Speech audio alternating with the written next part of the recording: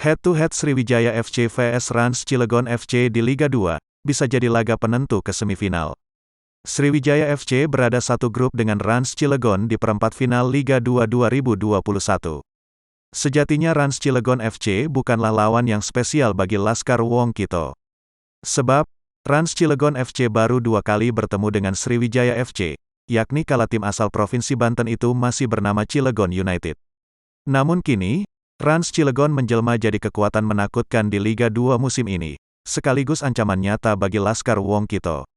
Rans Cilegon memiliki materi pemain yang melimpah mengarungi Liga 2 2021, mulai dari masuknya Christian Gonzalez, Kartika Aji hingga ex-Sriwijaya FC seperti Hamka Hamzah, Asri Akbar dan Syamsir Alam.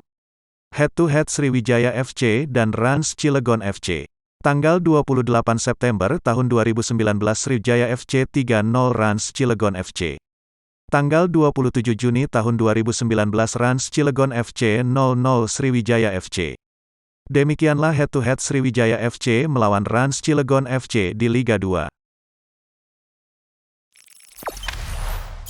Jangan lupa subscribe, share, komen, dan like ya!